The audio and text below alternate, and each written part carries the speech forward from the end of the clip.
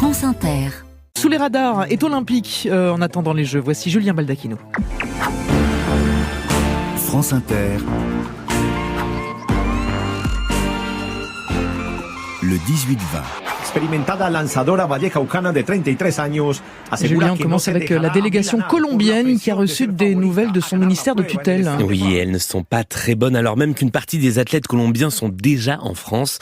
Le ministère colombien des Sports a annoncé hier qu'il avait pris la décision de baisser le montant des primes qui seront attribuées à ceux et celles qui vont remporter des médailles aux Jeux et à leurs entraîneurs et entraîneuses. Là-bas, la rémunération, elle se compte en salaire minimum pour ces primes. Alors pour ces Jeux, les primes seront donc équivalentes à 240 salaires minimum pour les médaillés d'or. En 2021, une loi avait fixé ces primes à 264 salaires minimum. Si l'on tient compte de l'inflation, le site colombien Infobae a fait le calcul et cela représente un manque à gagner de 31 millions de pesos colombiens pour les médaillés d'or.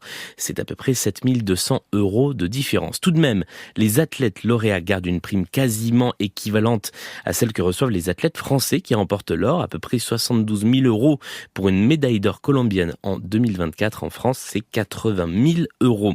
Pour couronner tout ça, la semaine dernière, l'une des porte-drapeaux de la Colombie, la lanceuse de javelot Flor Denis Ruiz, a assuré que le ministère lui devait toujours la prime pour son titre en championnat du monde d'athlétisme, titre qu'elle a remporté l'an dernier.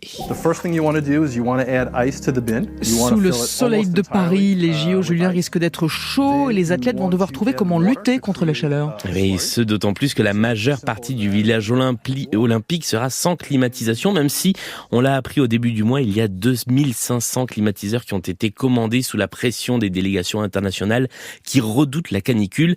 Mais c'est surtout sur les terrains qu'il va falloir se rafraîchir et pour ça, il y a le classique saut de glace, mais la technologie a aussi mis son nez là-dedans et il en ressort un drôle d'appareil qu'on va peut-être voir dans les coulisses de certaines compétitions.